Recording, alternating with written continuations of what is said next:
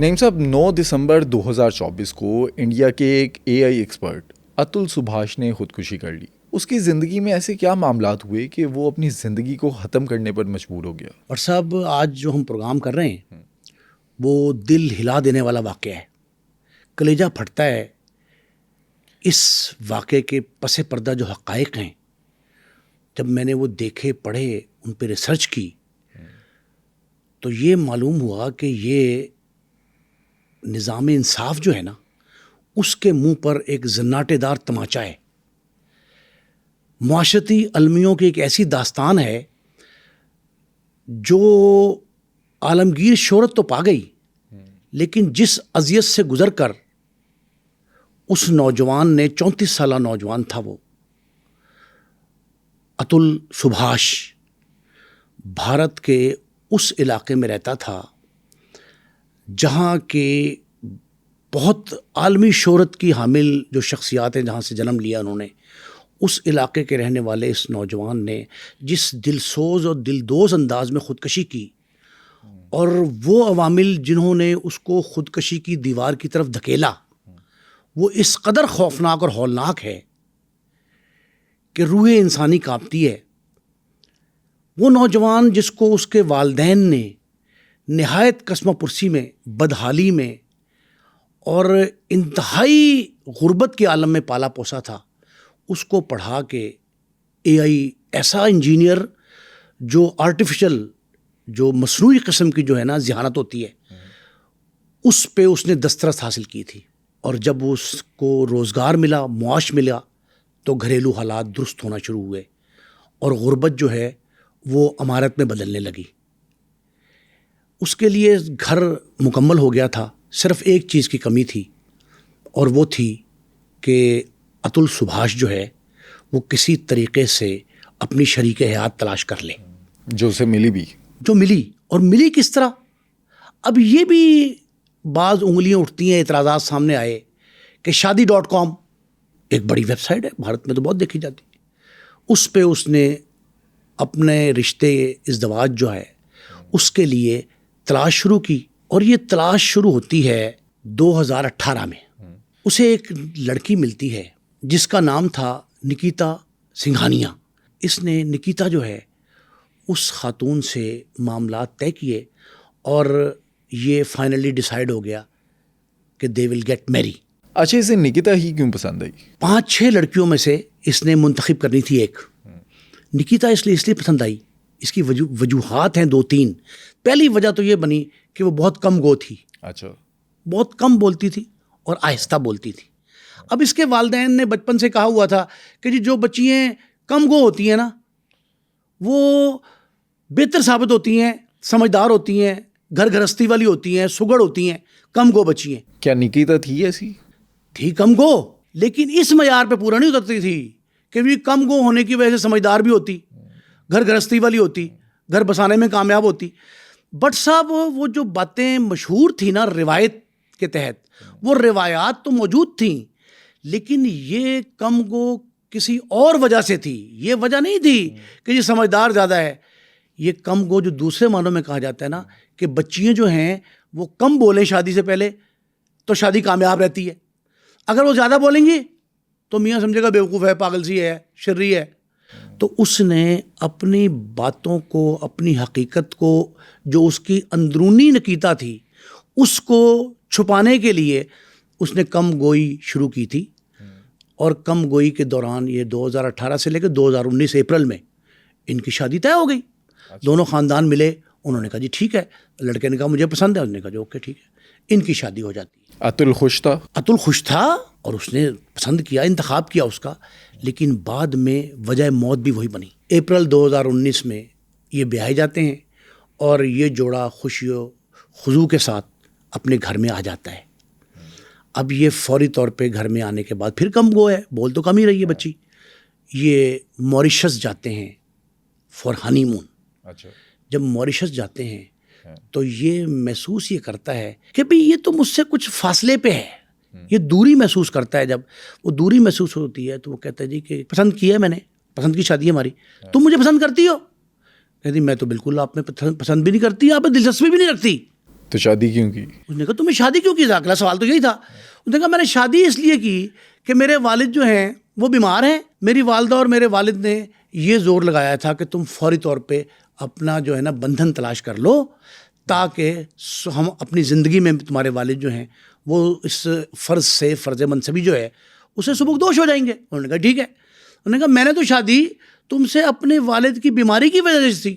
مطلب یہ نہیں کہا کہ جی میں کوئی کمی ہے یا کیا مسئلہ ہے، تم میں کو کمی ہے. انہوں نے کہا جی مجھے یہ لا محالہ میاں بیوی جب بات کر رہے ہیں تو وہ کچھ کہہ سکتی تھی. اس نے کچھ نہیں کہا. اس نے اسٹریٹ وے کہا کہ مجھے تم میں کوئی دلچسپی دکھائی نہیں دیتی. اس نے جناب خاموشی اختیار کر لی وقتی طور پہ، لیکن اس کو سمجھانے کے، بجھانے کے، لائن پہ لانے کے ہر طرح کے تدبیر بھی کی اور اس طرح کے طریقے اپنائے کہ اس کے ذہن سے یہ بات نکل جائے اور وہ اس کو پسند کرنا شروع کر دے. نکلی بات کچھ نہیں نکلی. یہ دوری مزید بڑھتی گئی اور اس حد تک بڑھی کہ آپ یہ سمجھیں کہ وہ ہنی مون جو ہے وہ آلموسٹ ناکام دکھائی دے رہا تھا. یہ واپس آ جاتے ہیں. بنگلور واپس آ کے یہ سوچتا ہے اس پہ اتل کہ جی مجھ سے کیا غلطی ہوئی. اس کے ذہن میں اس کی ساری باتیں ہیں، اتل کے ذہن میں، کہ مجھے پسند نہیں کرتی، دلچسپی نہیں ہے اسے. اس کے باوجود یہ کوشش کرتا ہے کہ زندگی کس طرح کامیاب ہو جائے اور اس کو قریب لانے کی ہر کاوش جو ہے نا اس کو اپناتا ہے. گھر میں میڈ رکھ لیتا ہے، کوک رکھ لیتا ہے. صبح چھوڑنے جاتا ہے دفتر، دونوں نوکری کر رہے ہیں میاں بیوی، پھر واپس آتا ہے، پھر لینے جاتا ہے. مطلب 13-14 کلومیٹر جو ہے نا وہ یہ کشت کاٹتا ہے، مسافت طے کرتا ہے اور سارے معاملات درست کرنے کی کوشش کرتا ہے. لیکن تعلقات فوری بحال نہیں ہو پاتے، آہستہ آہستہ لگا رہتا ہے. پھر اور بھی بہت ساری ایسی کاوشیں کرتا ہے جس سے یہ قریب آ جائے کسی طریقے سے.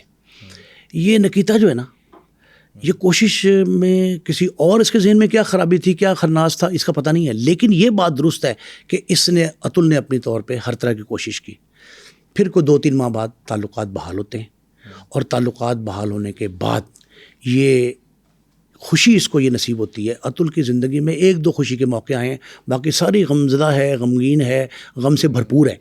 لیکن ایک بات ہے کہ اسے یہ پتہ لگتا ہے کہ اس کی اہلیہ نکیتا جو ہے وہ پریگننٹ ہو جاتی ہے. اس پریگننسی کے دوران وہ اس کی بہت خدمت کرتا ہے، پہلے سے کہیں زیادہ اس کو قریب لانے کی کوشش کرتا ہے. اپنی والدہ کو بلا لیتا ہے، اپنی والدہ کو بلا کے وہ اس کی خدمت کرتی ہے. گھر میں حالات بہتر ہوتے ہیں اور ہر طرح کی، اور یہ صرف بیڈ پہ لیٹی ہوئی جو ہے نا اپنی والدہ کو فون کرتی ہے. اکثر جو ہے نا یہ نکیتا جو ہے یہ اپنی والدہ کو فون کر کے اس کو گفتگو کرتی ہے، لمبی لمبی کہانی کرتی ہے. اس دوران بٹ صاحب کرونا آ جاتا ہے. کرونا میں حالات سارے خراب ہو جاتے ہیں، ہر طرف سے حالات خراب ہیں. لیکن یہ معاملات چلتے رہتے ہیں. خدا ان کو جو ہے اولاد سے نوازتا ہے. ہاں 2021 میں جب 2021 میں کرونا کے دنوں میں بیٹے کی ولادت ہوتی ہے تو بیٹے کی پیدائش پہ اتل کی خوشی کی انتہا نہیں رہتی. وہ کہتا ہے کہ اب میری لائف سیٹلڈ ہو جائے گی اور ہماری گھر گھرستی بن جائے گی. لیکن وہ ایک دم چونک جاتا ہے جب اس کو یہ پتہ لگتا ہے کہ بھئی وہ تو بچے کی پیدائش پہ بھی خوش نہیں ہے. اور پھر وہی حالات جو ہے دوبارہ آ رہی ہے اور وہ یہ بھی کہتی ہے کہ جی میں تو اس کی پیدائش نہیں چاہتی تھی، یہ تو پیدا ہو گیا. بس وہ بادل ناخواستہ اس کو تسلیم کرتی ہے اس کی پیدائش کو اور اس پہ توجہ بھی نہیں دیتی. تو اتل کیا کرتا ہے کہ ان دنوں میں کوئی ملازمہ بھی نہیں مل رہی تھی. گھریلو کام کاج کے ملازم جو ہے نا وہ ناپید تھے، جو ظاہر ہے وہ کرونا کا دن تھے. وہ کوشش کر کے ایک میڈ جو ہے نا گھر لے آتا ہے اور گھر میڈ لا کے وہ کہتا ہے کہ بچے کی پرورش تو کرے گی، کچن کا کام تو سنبھالے گی، اور یہ میری بیگم جو ہے لیٹی ہوئی. بیگم صاحبہ صرف جو ہے نا نکیتا وہ صرف ماں کو فون کرتی ہے اور ماں کو فون کر کے اسے گپ شپ کر اور بیٹھی رہتی ہے اور ناگواری کے لمحات ظاہر کرتی ہے بچے کے حوالے سے. بچے کو کون دیکھتا ہے؟ بچے کو تو وہ دیکھتی ہے بیچاری میڈ جو رکھی تھی، اور پھر خود ہی دیکھتا ہے. اتل خود دیکھتا ہے، بچے کو میڈ دیکھتی ہے. لیکن وہ میڈ کے کام تو ظاہر ہے ماں کی ممتا تو نہیں ملتی نا اس کو بچے کو. بچے کی پیدائش کے بعد اتل کا یہ خیال تھا کہ معاملات ٹھیک ہو جائیں گے، لیکن وہ بچے پہ بھی توجہ نہیں دیتی اور اس سے بامر مجبوری اپنا بیٹا تسلیم کرتی ہے. اس دوران پیسوں کے مطالبات شروع ہو جاتے ہیں. اچھا. نکیتا یہ کہتی ہے کہ میں نے بزنس کرنا ہے، مجھے بزنس کے لیے پیسے دو. تو وہ سمجھا کہ شاید یہ پیسوں کی وجہ سے ہی اتنا کچھ کر رہی ہے، تو بامر مجبوری اس بات کو مان لیتا ہے. وہ کہتا ہے میں تمہیں دیتا ہوں. تو پھر 3 اقساط میں 16 لاکھ روپے دیتا ہے. پہلے 3 لاکھ دیتا ہے، پھر 9 دیتا ہے، پھر 4 دیتا ہے. بزنس کرتی ہے؟ کوئی بزنس نہیں کرتی. اور بعد میں یہ ثابت ہوتا ہے کہ وہ اپنے بھائی کو اپنے والدین کو یہ پیسے بھجواتی رہی. اتل کو اس کا افسوس ہوتا ہے لیکن وہ تسلیم کر لیتا کہ چلو کوئی بات نہیں, شاید اس سے معاملات حل ہو جائیں. معاملات ٹھیک نہیں ہوتے. وہ نہ گھر پہ توجہ دیتی ہے, نہ بچے پہ توجہ دیتی ہے, نہ ہی اپنے میاں کا خیال رکھتی ہے. سب سے بڑھ کے پرابلم جو چلی ہے نا وہ یہ چلی ہے کہ اتل کا خیال بھی نکیتا نہیں رکھتی. اس دوران نکیتا ایک دن فون کرتی ہے, فون تو ہر روز ہی کر رہی ہوتی ہے, اپنی ماں کو فون کر کے بلا لیتی ہے کہ آپ میرے پاس آؤ. اب یہ یہاں سے اس کی زندگی کا اتل کی ایک نیا موڑ شروع ہوتا ہے اور یہ منصوبہ بندی کی ابتدا ہے جس سے وہ یہ شاید فیصلہ کر چکے تھے کہ اتل کو دھکیل کے کہاں تک لے کے جانا ہے. ماں یہاں آتی ہے اور ماں کے آنے کے بعد اگر اتل کے ساتھ گھر میں کوئی اگر ناراضگی, کوئی بدشگونی, جو کچھ بھی تھا وہ جتنا 5% تھا تو اس کے آنے کے بعد 95% اضافہ ہو گیا. ماں یہاں آتی ہے یعنی اب اتل اور اس کی ساس اور بہو یہ سارے وہاں گھر میں رہتے ہیں اور ماں جو ہے وہ آتے ہی مطالبات کی اور فہرست بڑھا دیتی ہے. کیسے مطالبات؟ ماں یہ مطالبہ کرتی ہے یہاں آ کے کہ جونپور میں 50 لاکھ روپے کا گھر لے کے دیا جائے. اور وہ یہ سن کے حیران رہتا ہے. وہ کہتا ہے ابھی تو میں نے 16 لاکھ دیے. اب دیکھیں نا, 3 ایک دیے, 9 ایک دیے, 4 ایک دیے, 16 لاکھ تو ادا کر چکا ہوں بزنس کے لیے. تو وہ بزنس بھی ابھی نہیں ہوا اور نیا مطالبہ سامنے آ گیا گھر کا.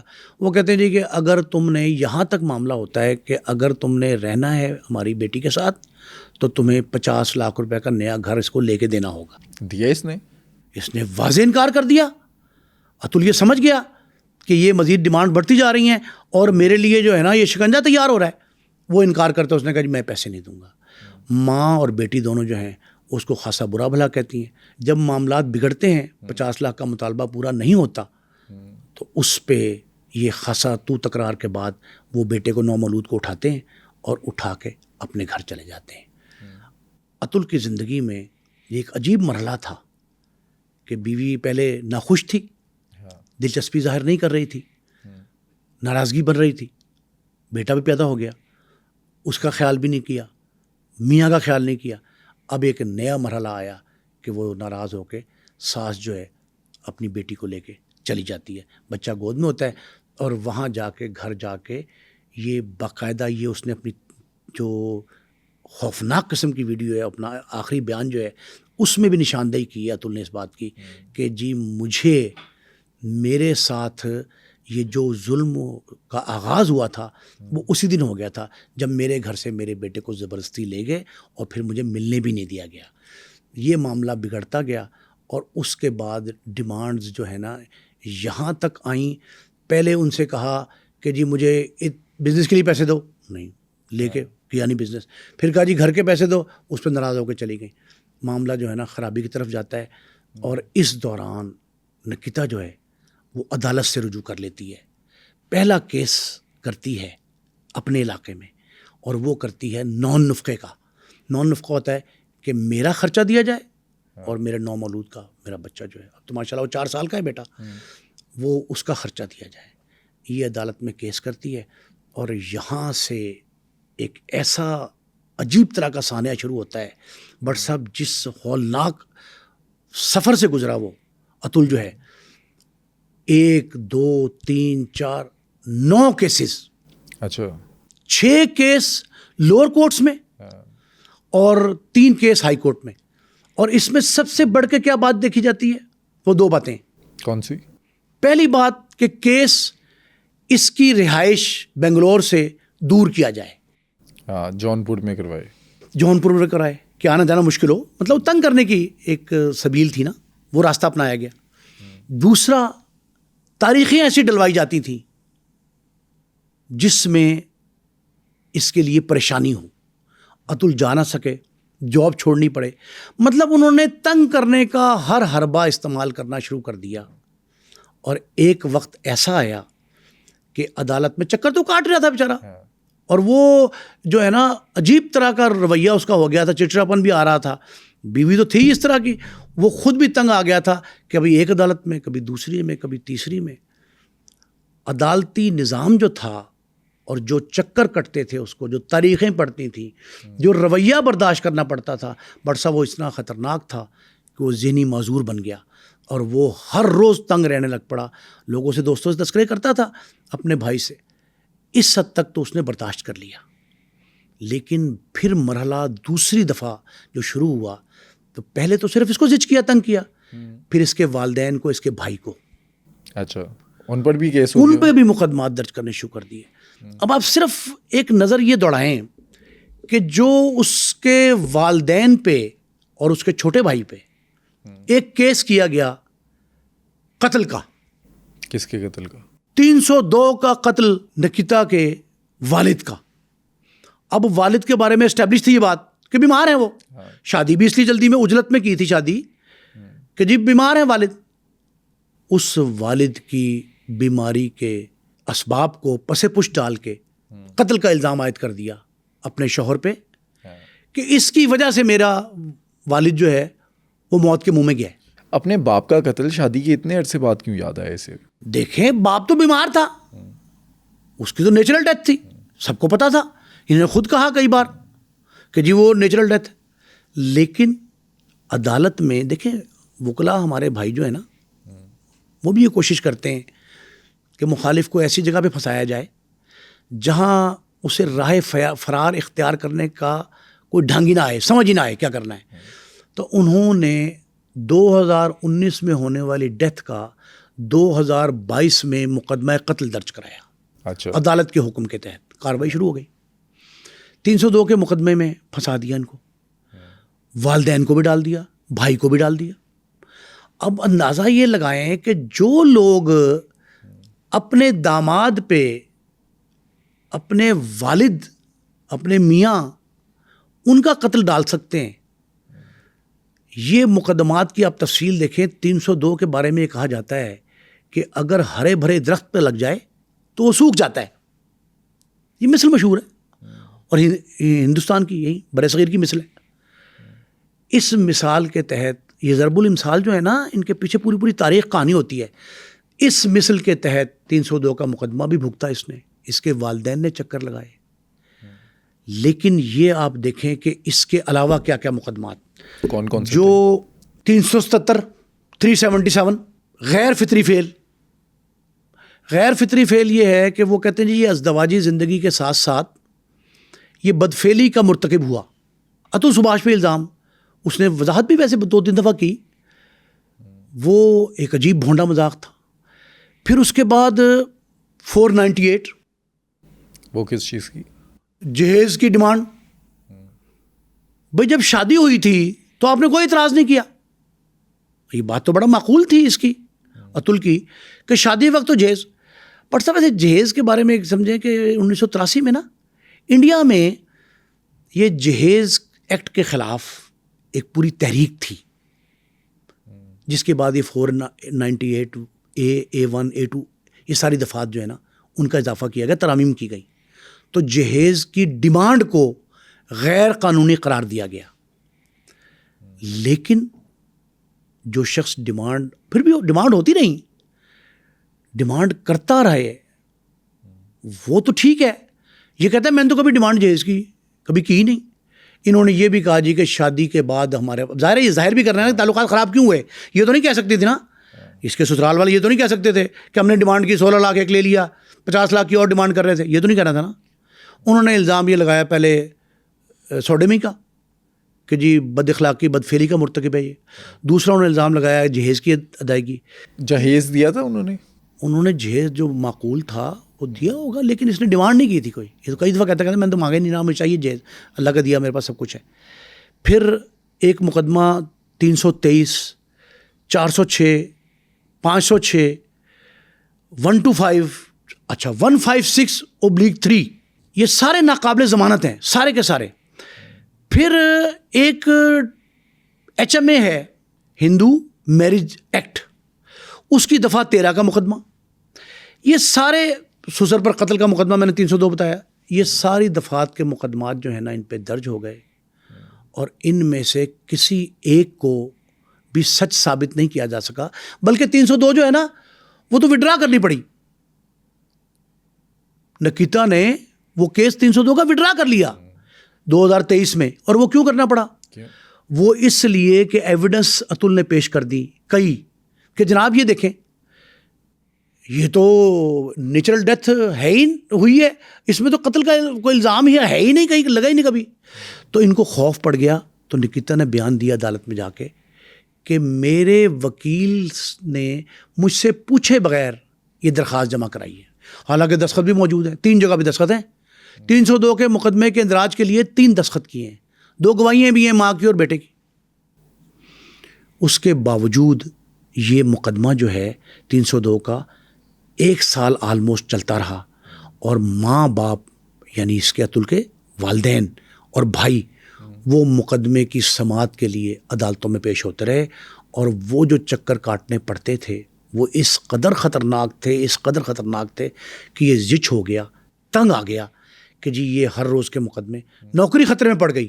پھر ایک دن کیا ہوا کہ اسے دوستوں احباب نے کہا, وکلا نے بھی کہا ہوگا کہ یہ معاملہ ختم کرنے کی کوشش کرو. اس نے کوشش کی, اس نے 2 نہیں 4 اٹیمپٹس کی.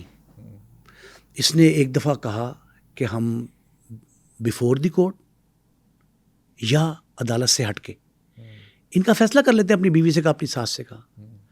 انہوں نے اس کے لیے پیسے ڈیمانڈ کی. کتنے؟ اس نے ڈیمانڈ کی, اس گھر والوں نے, اس کے اتل کے سسرال والوں نے, کہ ہمیں 1 کروڑ روپے دیا جائے. اچھا, پہلے تو 50 لاکھ مانگے تھے. 50 لاکھ تو مانگا تھا گھر کے لیے نا, یہ جو دوری پیدا ہوئی تھی اس کے بعد 50 لاکھ اس نے کہا جونپور میں گھر لینا ہے اور میری بیٹی کو گھر لے کے دو, ماں نے آ کہا تھا. یہ بنگلور میں بیٹھ کے بات ہوئی تھی اس کے گھر میں, بچہ جو گود میں تھا اس کی موجودگی میں, نومولود کی, تو وہاں یہ بات ہوئی تھی کہ 50 لاکھ روپے دیں. اب وہ 50 لاکھ جو ہے نا اس کی ڈیمانڈ 1 کروڑ تک پہنچی, ڈبل ہو گئی. انہوں نے کہا ہم اگر بیفور دی کورٹ کریں گے تب بھی, اگر اپارٹ فرام دا کورٹ کریں گے تب بھی آپ ہمیں 1 کروڑ روپے دیں گے.